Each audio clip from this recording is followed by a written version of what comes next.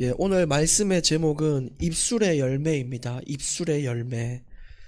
이 열매를 맺기 위해서는 씨를 뿌려야 되겠죠. 근데 어떤 씨를 뿌리냐에 따라서 열매가 달라집니다. 그래서 옛부터 전해오는 계속 우리에게 많이 들려지는 말이 너 입 조심해라. 말이 씨가 된다 그러잖아요. 실제로 그 말을 뱉은 대로 인생이 흘러가기 시작하는데 그게 고백이란 게 참 그렇게 무서운 거예요. 항상 슬프고 이별이고 죽는 노래 부르는 가수들은요, 좀 안타깝게 생을 끊을 때도 있고요. 항상 또 기쁨의 노래를 하는 사람은 또 인생이 잘 풀리기도 하고 그런데 그게 실제 영향이 있음을 우리는 짐작을 하고 있습니다. 보니까 실제 성경에서도 출애굽하는 1세대들이 너무너무 인생이 어렵고 광야로 가는 길이 어려우니까 나를 죽일 데가 없어서 광야로 불러서 나를 죽입니까? 라는 그 말에 씨가 돼가지고 실제로 1세대들은 광야에서 다 매장이 됐거든요.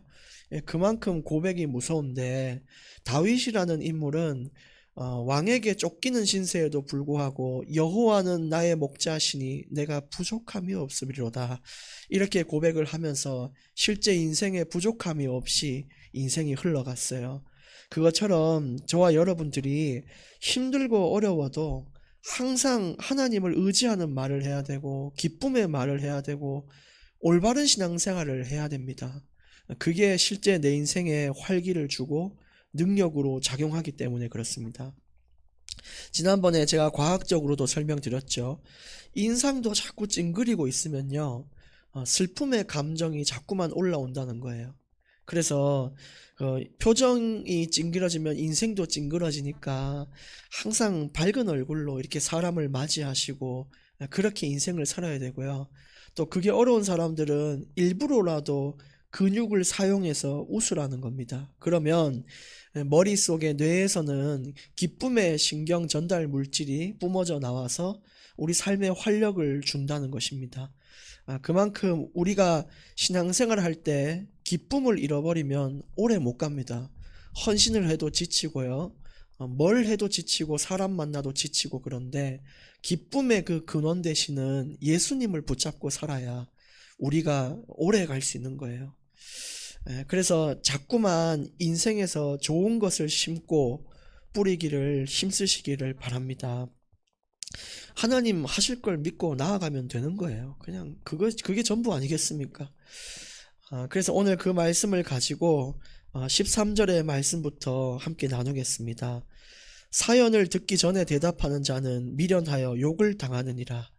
한국 사람들이 진짜 못하는 거거든요. 끝까지 안 들어요. 끝까지. 한국말은 끝까지 들어봐야 아는데 항상 이 마음이 급하다 보니까 이 사람이 뭐 얘기하면은 공감이나 이해보다는 자꾸 답을 먼저 주려고 말을 끊고 자기 얘기를 계속 한다는 겁니다. 근데 인생에 답을 주는 건요, 그 사람의 앞으로의 방향을 얘기하는 것도 답인데 더 중요한 답이 뭐냐면 공감과 위로예요. 그 사람의 말을 들어주는 것 자체가 답인데 그 답은 버려두고 자꾸만 방향을 제시하는 것이 그 완전한 답이 아닌 겁니다. 그래서 제일 중요한 거는 끝까지 말을 들어주고 충분히 공감을 해주고 이렇게 하는 것이 진짜 하나님 원하시는 지혜예요. 그리고 이게 안 되시는 분들은 전도가 어렵습니다. 사람의 말을 들어주고 공감이 안 되면서 자꾸 답만 주려 하고.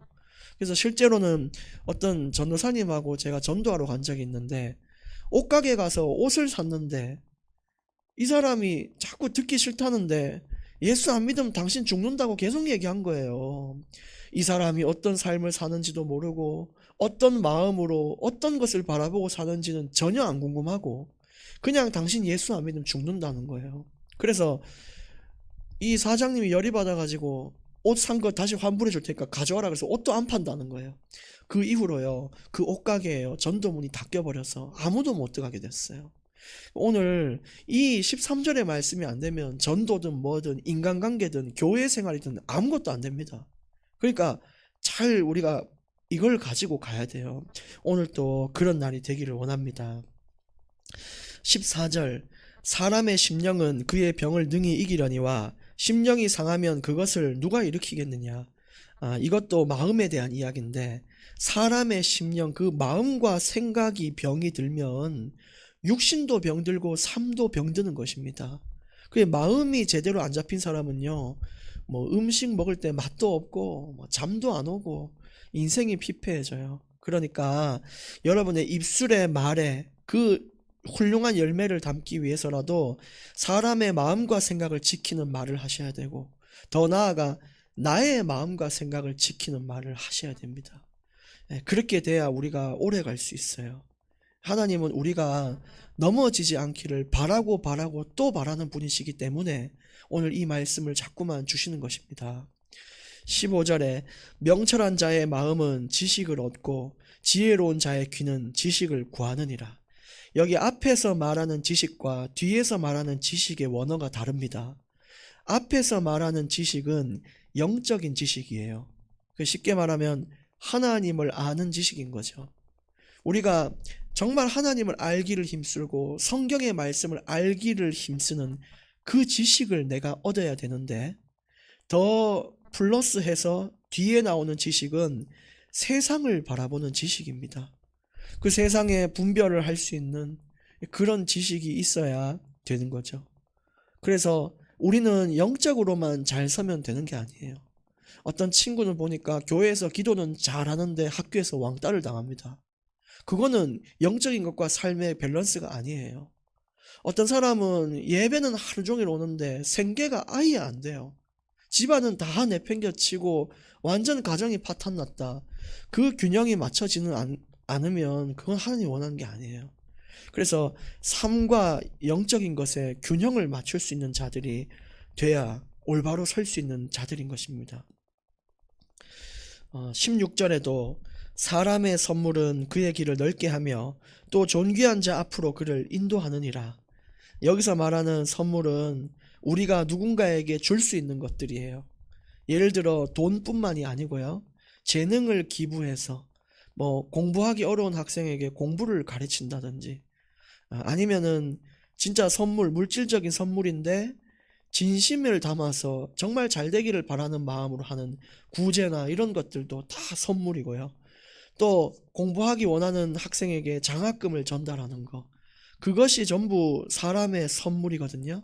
근데 그 선물을 잘 사용하면 어떻게 되냐, 그 받은 사람의 길을 넓게 만들고 그 사람을 존귀한 자 앞으로 인도한다는 거죠.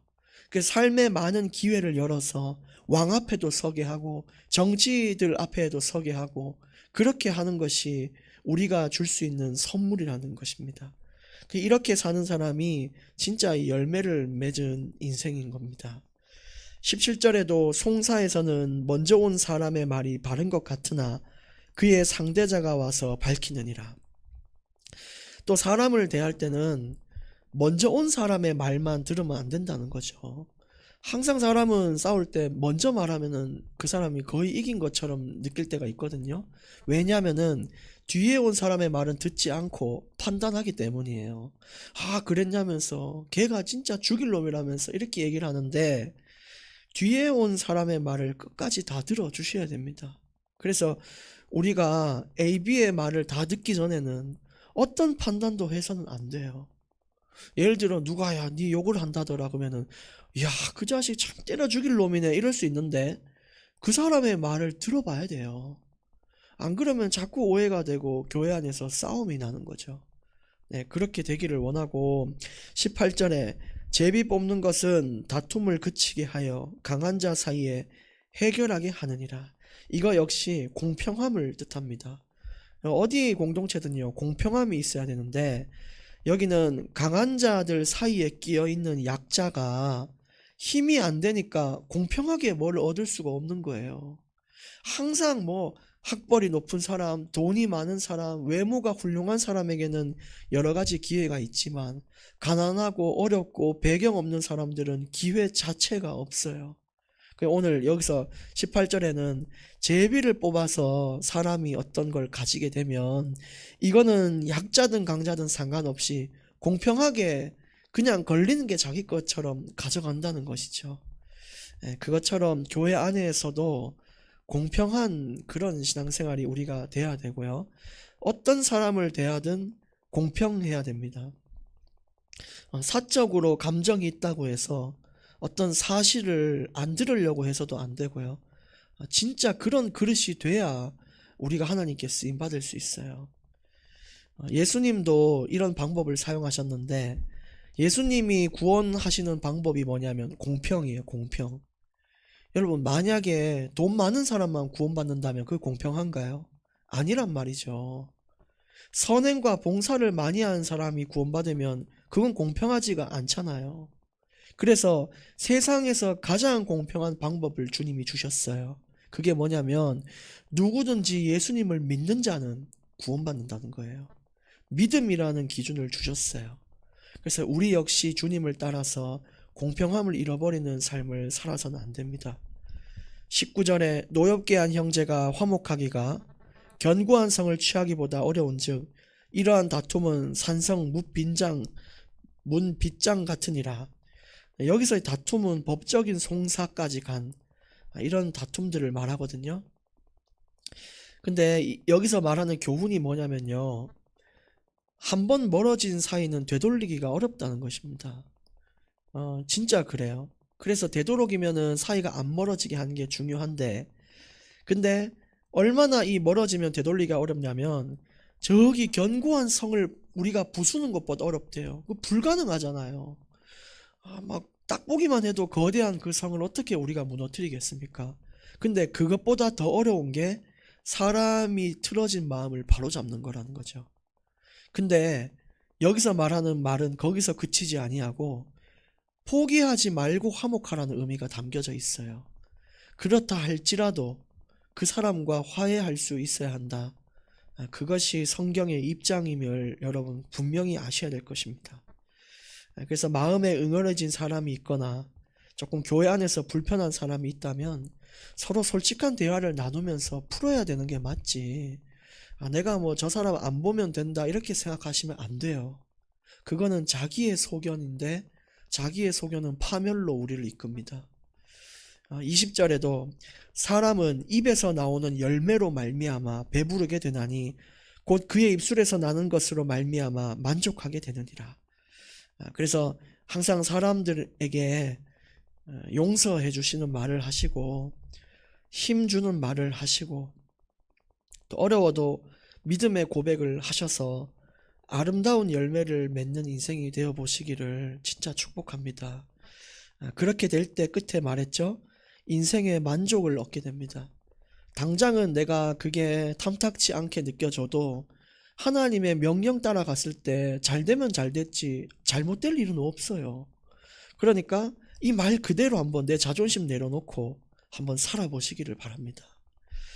21절 죽고 사는 것이 혀의 힘에 달렸나니 혀를 쓰기 좋아하는 자는 혀의 열매를 먹으리라. 입술이 얼마나 무서운지 아세요? 사람이 죽고 사는 게 말에 있다고 얘기하는 겁니다. 한마디 말로 연예인들이요 자살도 하고요. 또 많은 사람들이 그 갈 길도 잃고 이래요. 근데 반대로 말하면 여러분의 한마디 말이 그 사람들을 살릴 수 있다는 것입니다. 저는 이제 식당 가면은 가끔씩 아이고 사장님 어떻게 이렇게 요리를 맛있게 하십니까? 그래요.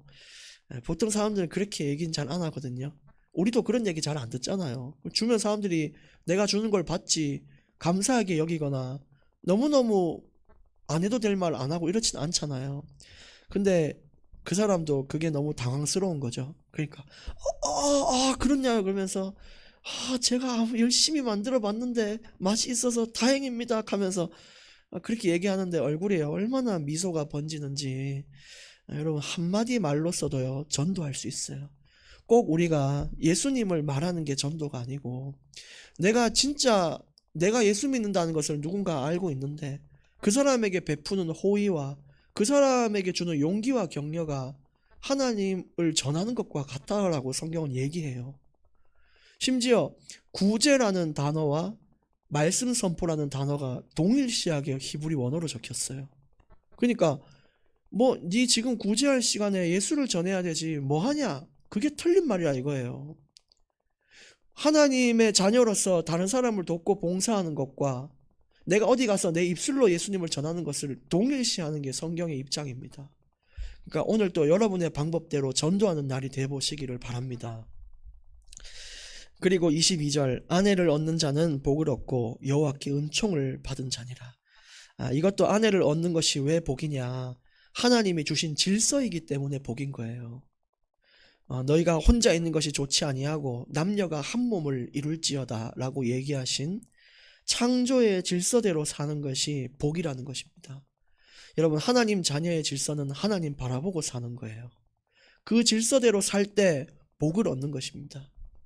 여기서 복이라는 것이 뭐냐면요, 내가 돈을 많이 버는 게 성경이 말하는 복이 아니라 바라크라 그래요. 바라크. 이게 무슨 뜻이냐면 하나님께 엎드리는 것이 복이라고 얘기해요. 근데 우리는 복 달라 그러면 뭐 자녀가 잘 되고 돈 많이 벌고 직장 좋은 데 가고, 그게 복이 아니고요. 창조 때부터 이 복이라고 나온 의미는 하나님 앞에 내가 엎드려서 경배한다, 이런 거예요. 여러분, 이런 복이 있기를 원합니다. 23절, 가난한 자는 간절한 말로 구하여도 부자는 엄한 말로 대답하느니라. 가난한 자는요, 늘 사회의 위치상 항상 좀 낮은 자세를 취해요. 아이고, 해주시면 안 되겠습니까? 아이고, 제가 이래가지고 죄송합니다, 이런단 말이에요.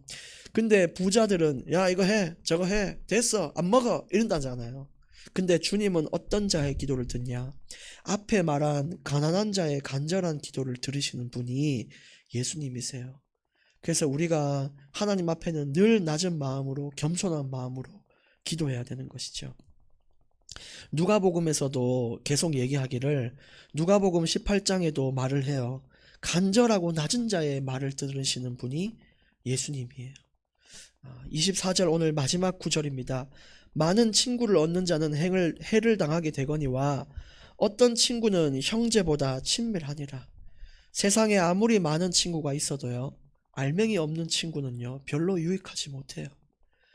그러니까 막 사기만 치고 등만 치려고 그러고 그냥 노는 데만 있는 그런 친구들이 있는데, 뒤에는 어떤 친구는 형제보다 더 친밀해가지고 내 인생이 어려울 때 내 옆에 있어주고, 내 인생에서 나를 위해 살아주는 단 한 사람만 있어도 그게 얼마나 복된 겁니까? 근데 우리 교회는 전부 나를 위해 살아주는 공동체가 되기를 원합니다. 그런 팀이 돼야 돼요. 그래서 그런 인생의 사귐이 있기를 바라고, 오늘 결론의 말씀으로 인생 가운데 입술의 열매를 맺는 날이 되시기를 정말 바라보겠습니다. 기도하겠습니다. 하나님, 오늘 말씀대로 우리에게 주신 입술을 가지고 하나님을 증거하고 다른 사람을 살리고 믿음의 공동체를 일으킬 수 있는 그런 복된 인생을 살게 하여 주시옵소서. 주께서 오늘 하루도 받아 주시옵시고 주님을 향한 우리의 중심과 시간을 사용하여 주시옵소서. 예수님의 이름으로 기도드립니다. 아멘.